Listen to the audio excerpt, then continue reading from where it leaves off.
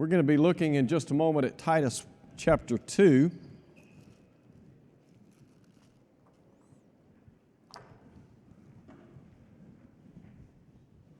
Before we get started today, we want to have prayer.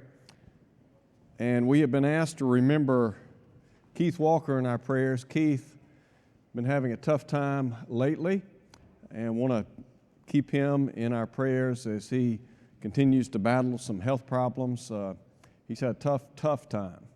And so keep him in your prayers. And Trent is his primary caregiver right now. And so it's a lot to handle, isn't it, Trent? I guess it's a blessing in one way, and you have children, you get to take care of them. That's right. We also get old sometimes too, Mike. It's almost a two-edged sword, isn't it? So it's a lot. You think about your kids taking care of you, but not you taking care of your kids. But we do want to remember Keith in our prayers today, and like to see him get back to a reasonable portion of health. Remember also Kathy Taylor. Kathy is at home now. She is undergoing rehab, and I'm not sure how long that rehab is going to entail. I would imagine it will be somewhat lengthy in light of the length of time that she spent in the hospital, and so we hope and pray for the best on her behalf. Remember David too. David is having to help her in many respects, and so we want to keep both of them in our prayers.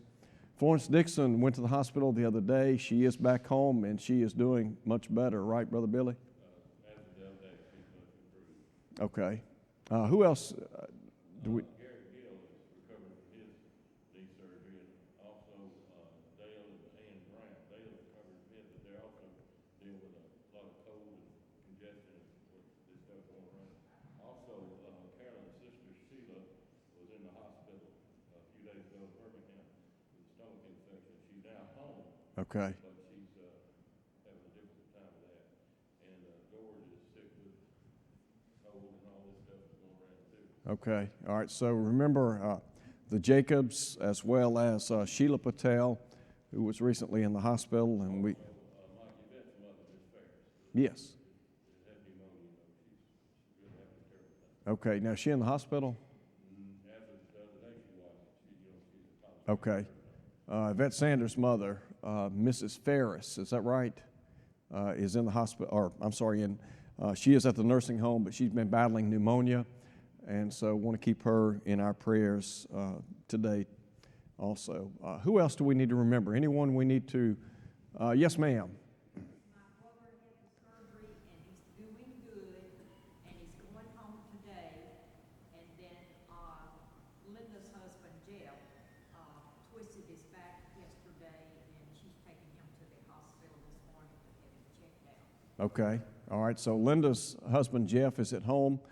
They're going to the doctor with back trouble, and so we want to keep him in our prayers too. Danny, how about your dad? I know your dad had didn't your dad have a procedure the other day? Actually, not yet. Okay. He's doing better. Tentatively, they're talking about February 28th. February 28th? Wow. Okay. Well, I'll tell you, it's hard to get things lined up these days. It seems like it takes forever. Anyone else we need to remember in prayer? I just got a text from Millie Newport. She's sick, been sick several days with this cold or whatever it is going around. Okay. Been to the doctor, but they're not able to be here. Okay, so Bill and Millie Newport not able to be here as well. Sandra Halfaker's brother has been battling cancer and undergoing treatments, and want to keep him in our prayers too. Anyone else? All right, let's begin with prayer today, and then at the conclusion of our prayer, we will look at Titus, the 2nd chapter. And Brother Bud, would you lead us in prayer this morning?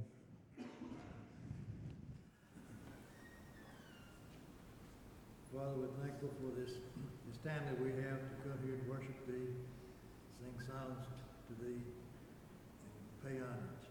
We pray Thee that those things that we do day by day may result in influencing others to come to Thee. We're thankful for come our way that are from Thee. Father, as we enter into our lesson today, we ask Thee to, may we study those things that we need most, use them in our everyday life. Ask Thee that we may be the example that Thou would have us to be. And also we ask Thee to be with those mentioned that are sick and unable to be here today. We pray Thee that they may get the necessary care that they need. They may respond to this and come back, be with us again. We ask all of these things in Jesus' name. Be Thy will. Amen. All right, thank you. We are looking at Titus chapter 2. I appreciate Billy stepping in last week and doing a great job teaching our class. And we have noted the responsibilities that Paul is discussing in chapter 2 as they relate to the aged or more mature men and women, and then the younger people. The older, more mature saints were to teach the younger saints certain characteristics that would aid them in their Christian life and in their home life. And so picking up in verse 4, Paul said that the mature women, the aged women, that they were to admonish. In other words, they were to train, to teach, to advise them. That is, they were to admonish the young women to love their husbands. Does it seem odd to you that Paul in the first century would write and encourage young spouses to love their mate? The word love here is, in the original, is phileo, which would mean warm affection. And, you know, you think about in the first century and prior to, many of the marriages were prearranged, weren't they? And so it might be the case that they had to develop a fondness for their spouse. Now, there's another level of love, agape love, which is that sacrificial, self-giving love. But the idea here is that they would warm toward their mate, that they would have warm affection for them. And in the world today, we look at the state of marriage, and sadly, marriage has fallen on hard times. And so I think there's a need today to teach younger people to love one another not just in a brotherly sense, as we would say, but also to carry it a step further and to have that agape love. You remember in Ephesians chapter 5, Paul told the Christian husband that he is to love his wife as Christ also loved the church. And that says a lot about the depth of love that is to exist in the marital relationship. And so Paul here advising the aged, the mature women to train, to teach, to admonish the younger to love their husbands and also to love their children. The Bible speaks of those who lack natural affection. And obviously there are many parents today that lack that natural affection for their children. Hard as it may be for us to comprehend, that's the case, isn't it? In the first century, that was obviously a problem. And so you think about teaching young mothers to love their children and to provide for them and to care for them and to nurture them. There are a lot of different ways that we teach our children, aren't there? Don't we teach them about material things and physical things, emotional things, but most importantly, there's that spiritual realm, isn't there? I think probably one of the greatest passages that I can think of with regard to a well-rounded child would be in Luke chapter 2. Look at Luke 2, verse 52 with me for a moment. In Luke 2:52, Luke speaks of the growth of Jesus. Listen to what is recorded. Jesus increased in wisdom and stature and in favor with God and men. That would be a well-rounded child, wouldn't it? And do you think that in our day and time there's a need for parents to stress the spiritual dimension of life over the material and physical? And would it be the case that sadly sometimes the material and physical outweighs the spiritual training? You think that could be the case?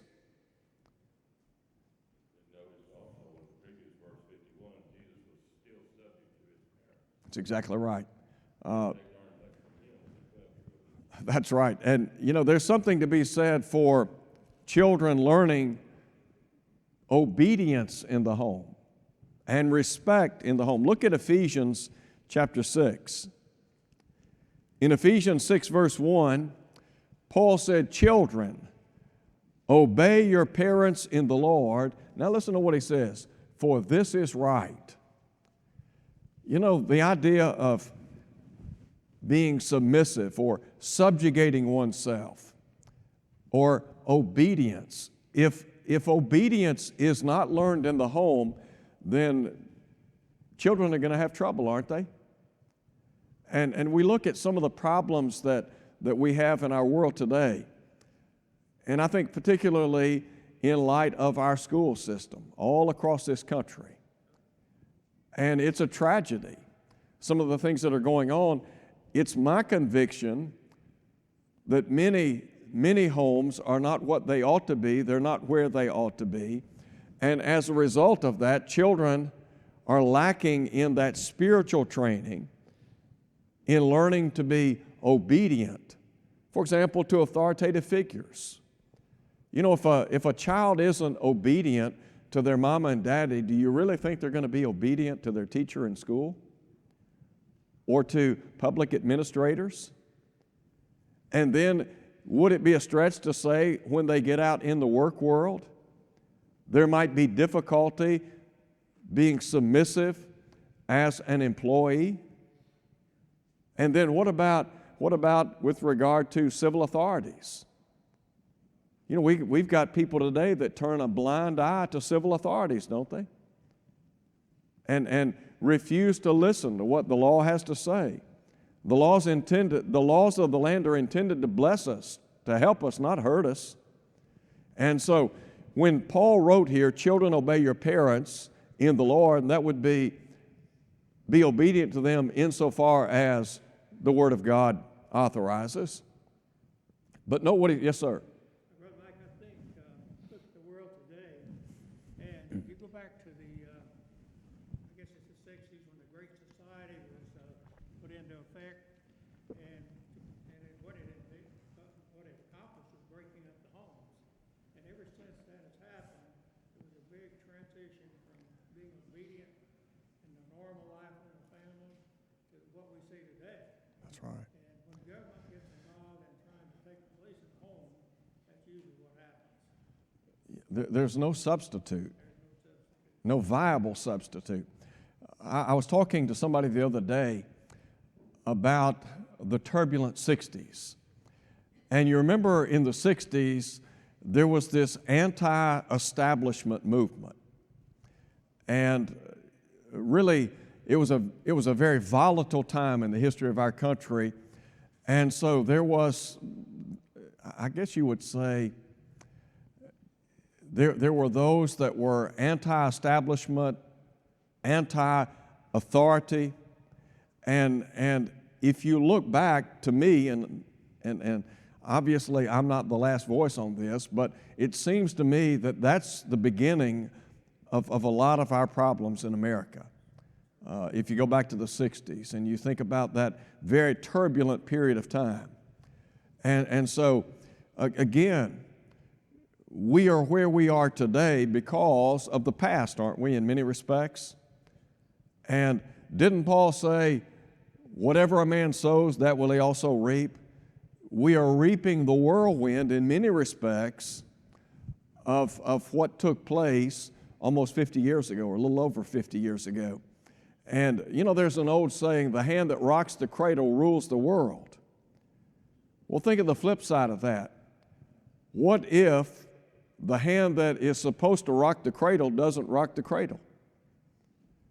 What if, potentially, and I'm going to say not just mothers, but what if mothers and fathers are not what they ought to be in the home? If the cradle's not being rocked, figuratively speaking, if children aren't being reared as they ought to be reared, would it be possible that it could have a negative impact on society and on the world? I've said before, our nation's in trouble. And I believe that our nation is in trouble because the home is in trouble. Yes, sir, Danny. Back in the 60s and early 70s, we had what's called latchkey kids, the home. And today, you don't have necessarily latchkey kids, but you have kids raising kids. Because mama isn't there, daddy isn't there, if they know daddy, things like that. Grandmama raised them, granddaddy, something. And it just perpetuates as time goes on. Yeah, Danny mentioned that back 40, 50 years ago, you had a generation identified as latchkey kids, and I was a latchkey child. My mom had to work, and it was not because she chose to work, it was because we needed that income. And my dad was a school teacher. He didn't make a lot of money, and so it required my mom working. And she would tell you today that had she had a choice in the matter, she would far rather have been at home. But she just didn't have that choice. And there are a lot of mamas that as you said, they don't have that choice. But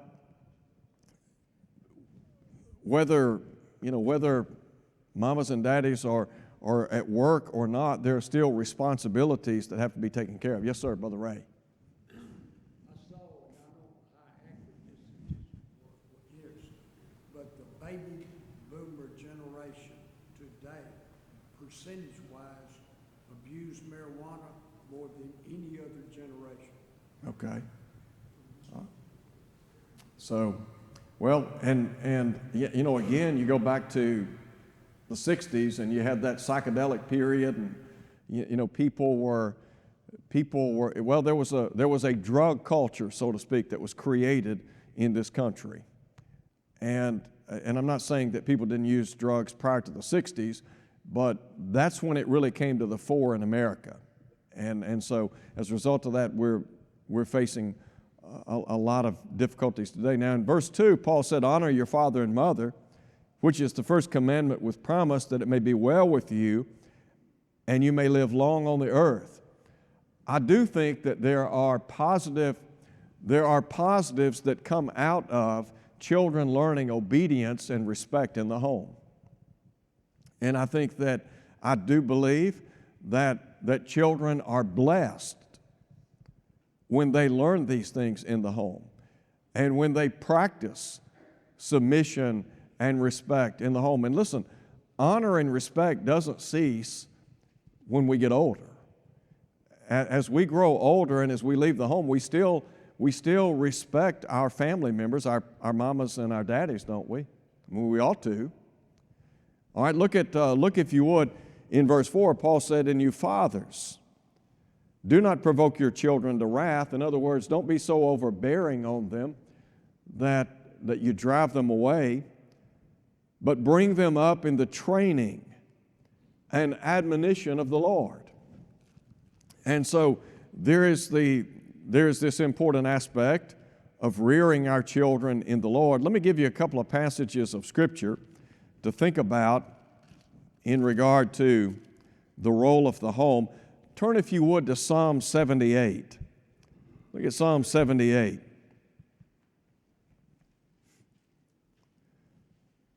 The psalmist here, listen to what he has to say. "Give ear, O my people, to my law.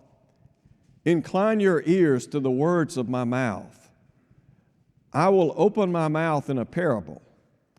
I will utter dark sayings of old, which we have heard and known, and our fathers have told us. We will not hide them from their children, telling to the generation to come the praises of the Lord and His strength and His wonderful works that He has done.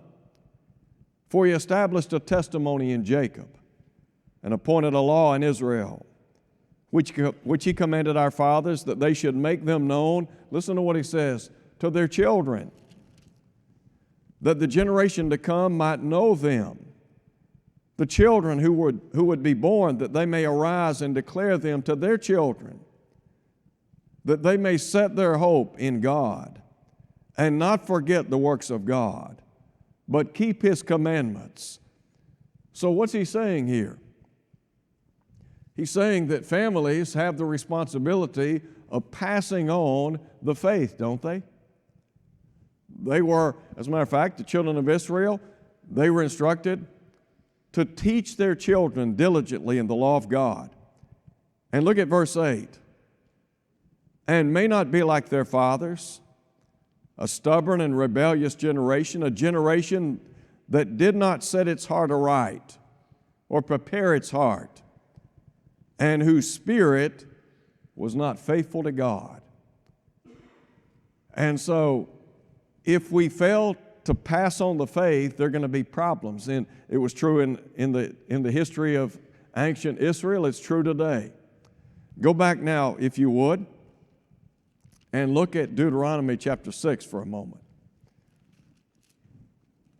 In Deuteronomy, the 6th chapter,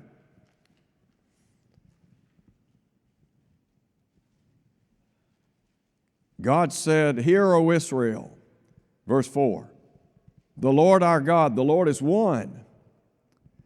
You shall love the Lord your God with all your heart, with all your soul, and with all your might. And these words which I command you today shall be in your heart. You shall teach them diligently to your children, and shall talk of them when you sit in your house, when you walk by the way, when you lie down, when you rise up." Back up and look at chapter 5. In chapter 5, verse 28, listen to what Moses wrote. "Then the Lord heard the voice of your words when you spoke to me. And the Lord said to me, I've heard the voice of the words of this people, which they have spoken to you. They are right in all that they have spoken. Oh, that they had such a heart in them, that they would fear me and always keep my commandments, that it might be well with them." And then listen to what he said, "and with their children forever." When parents honor the will of God, can that have an effect, positively speaking, on the children? He said, "Go and say to them, return to your tents, but as for you, stand here by me, and I will speak to you all the commandments, the statutes, the judgments, which you shall teach them, that they may observe them in the land which I'm giving them to possess.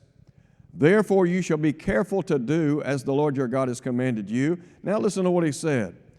"You shall not turn aside to the right hand or to the left. You shall walk in all the ways which the Lord your God has commanded you, that you may live, that it may be well with you, and that you may prolong your days in the land which you shall possess."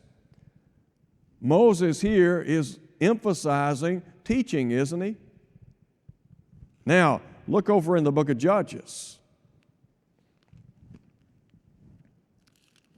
While you're turning to Judges, you remember Joshua, Moses' successor. Joshua said in chapter 24, verse 15, "As for me and my house, we will serve the Lord." Imagine if fathers today would make that statement for their family members. We're going to serve the Lord. He's going to be priority one in our home. And then in Judges chapter 2, we have a commentary on the children of Israel and their failure to listen to Moses. Listen to what he said in verse 7. "The people served the Lord all the days of Joshua, all the days of the elders who outlived Joshua, who had seen all the great works of the Lord which he had done for Israel. Now Joshua, the son of Nun, the servant of the Lord, died when he was 110 years old." Drop down and look at verse 10. "When all that generation had been gathered to their fathers, another generation arose after them, who did not know the Lord, nor the work which he had done for Israel. And so he says in verse 11, the children of Israel did evil in the sight of the Lord and served Baals, and they forsook the Lord God of their fathers. How'd that happen? How did that come to be among the children of Israel?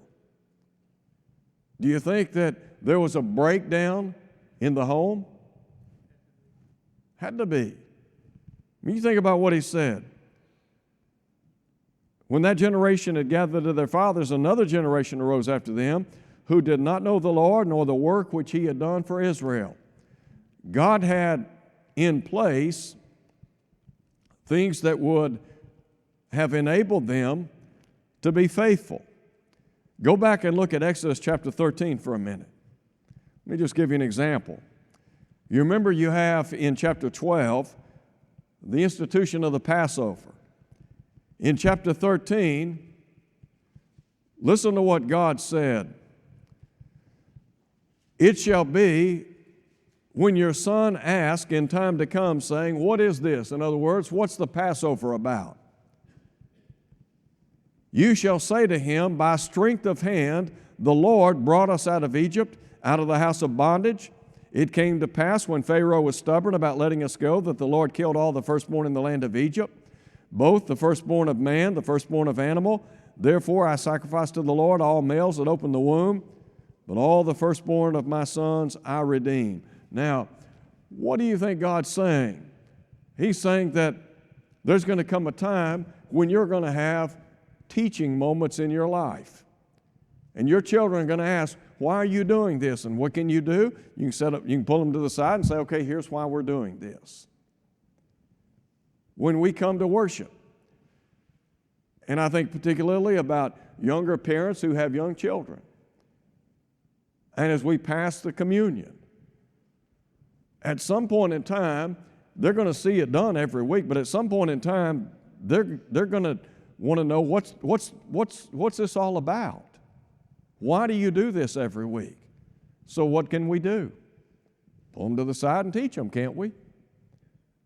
That it is a memorial to the Lord. And, you think about Christianity. Christianity requires teaching, doesn't it? Didn't Jesus say it's written in the prophets, they shall all be taught by God? And so, in order to perpetuate Christianity, we got to teach people. And that would include our own family members. That's why Paul said, rear them, train them, admonish them in the Lord. And if we don't do that, then it's going to hurt not just generations to come, but it's going to have an impact on our family, on our society, and on our country at large. And I think in many respects,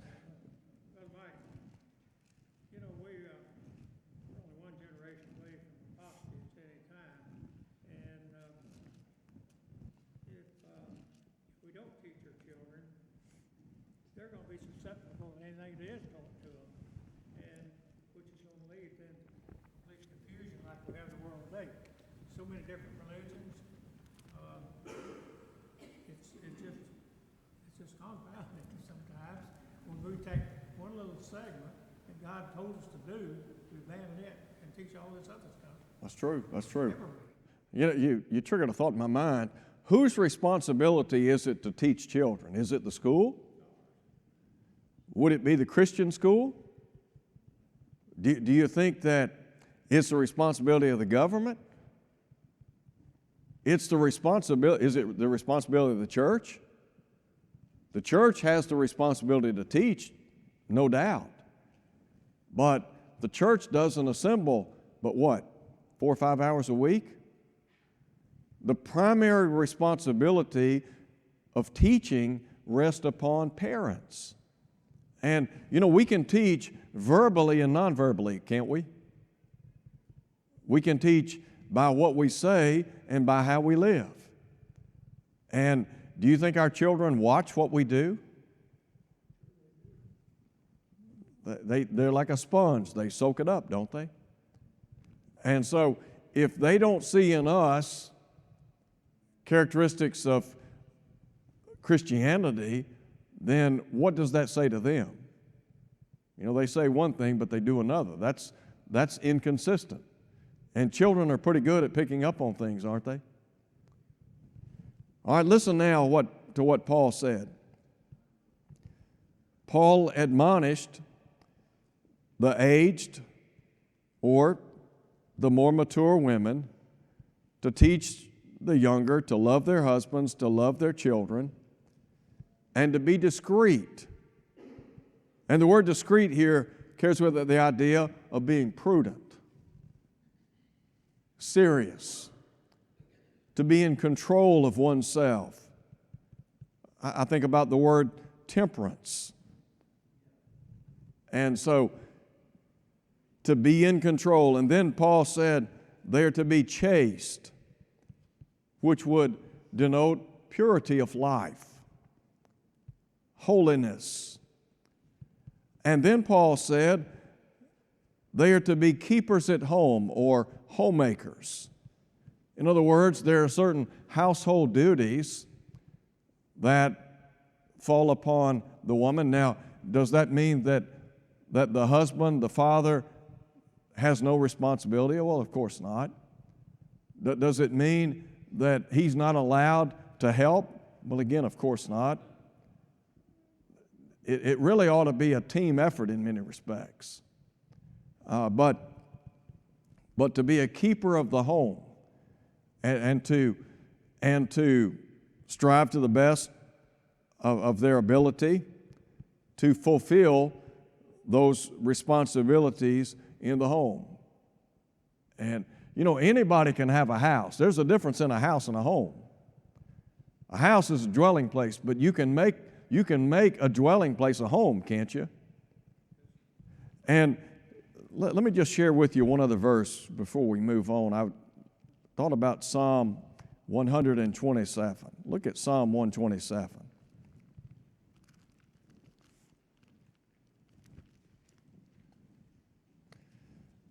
The psalmist said, "Unless the Lord builds the house, they labor in vain who build it."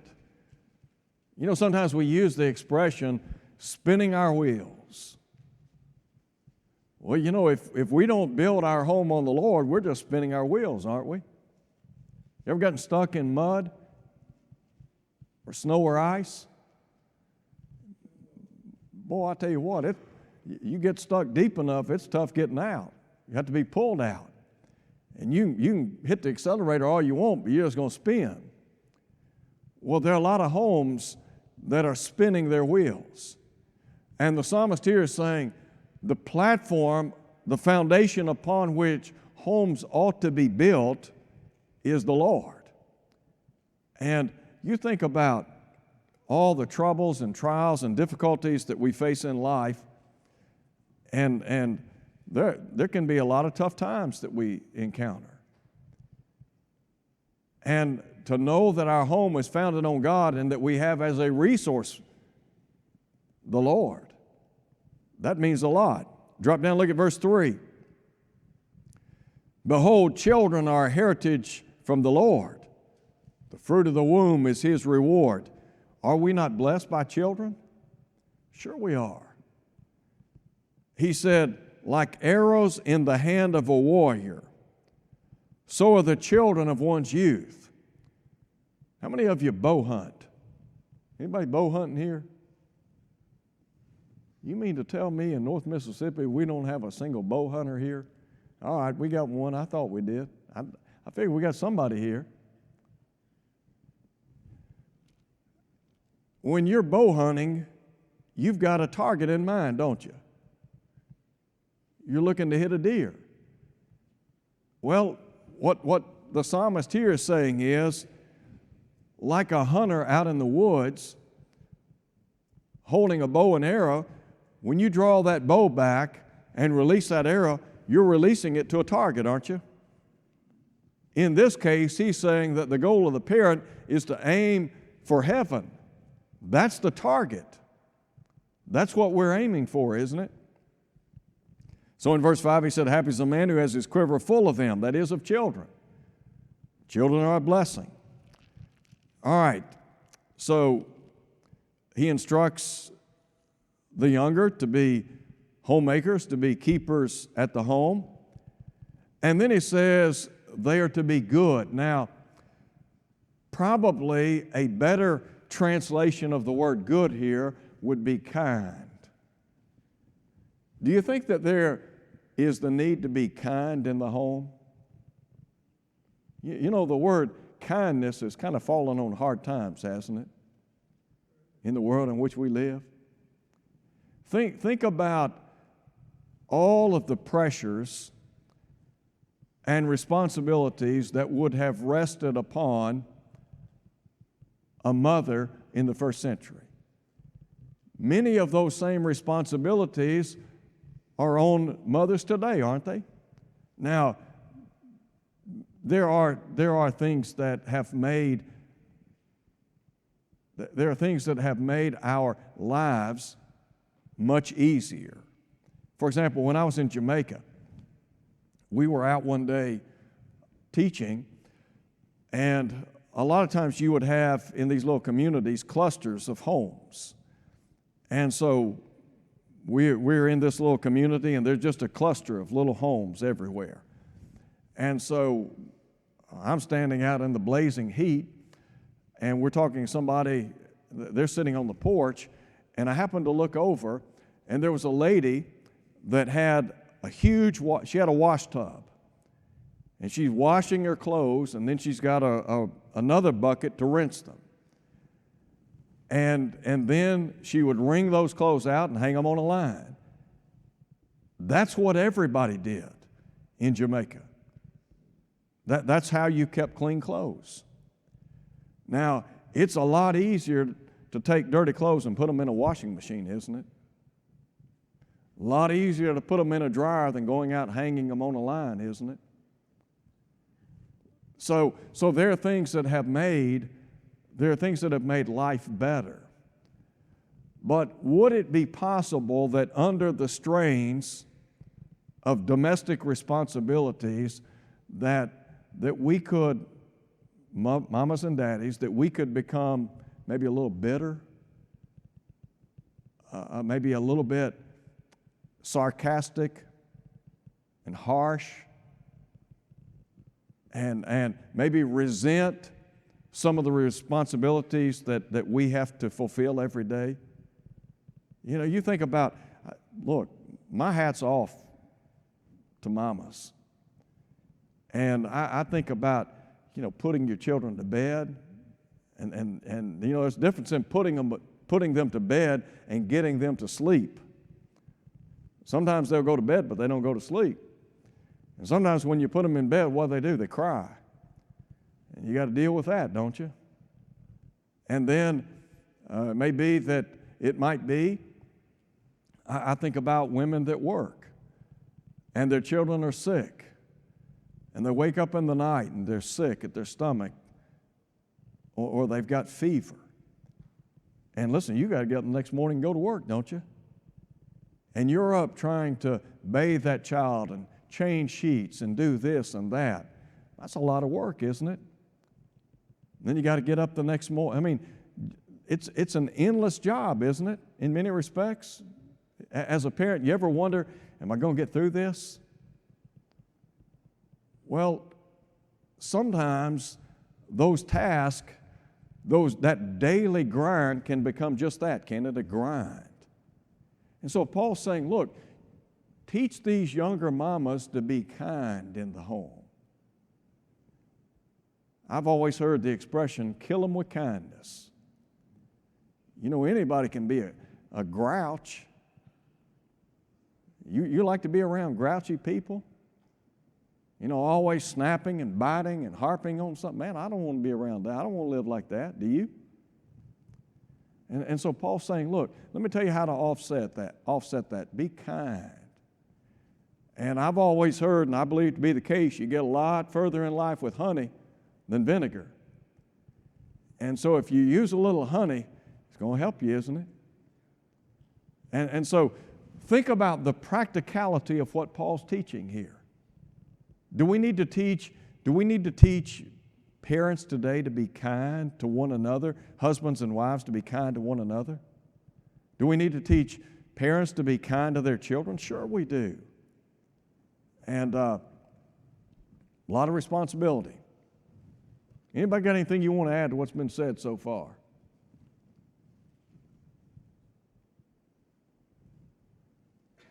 I take it you hadn't had coffee this morning. Is that right? Well, Mike, when you consider what said in chapter 1, verse 12 particularly, not very complimentary of these preachers, is it? That's exactly right. And what they have come out of. As a matter of fact, These are Christians now that Titus is speaking to. They've come out of this, but they've got a long way to go. well, I think you're right. Back in verse 5, I believe it was, Paul said, set in order things that are lacking. One of the problems among Cretans was lying, being dishonest. Another problem that I read about was alcohol. A lot of folks that were that were, like a better way to say it, they were drunks. They used the word evil beasts, like Living like animals. And you had false teachers that were evil beasts preying upon precious souls. And so Paul is trying to enforce or emphasize to Titus the need to set in order things that are lacking. Are there things that are lacking in our homes today? Are there things lacking sometimes in our Christian homes? Well, sure.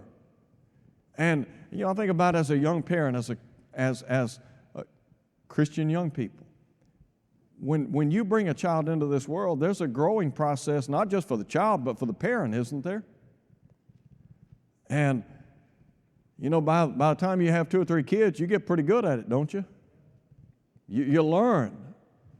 And so as Brother Billy said, there were a lot of things that were lacking, not just in the church, but among the Christians who made up the church. And Paul's trying to say, look, the way to build, if the home is strong, will the church be strong? And if the church is strong and the home is strong, will the community be strong? It will. And so it has that ripple effect, doesn't it? You ever thrown a rock in a little pond and seen the ripples just float out? The little waves that are made? Well, that's the way it is spiritually. Well, it looks like our time's gone. I didn't realize it was over. But we'll pick up here, Lord willing, next week. And we do appreciate you being here. Hope to see you back here next Sunday morning.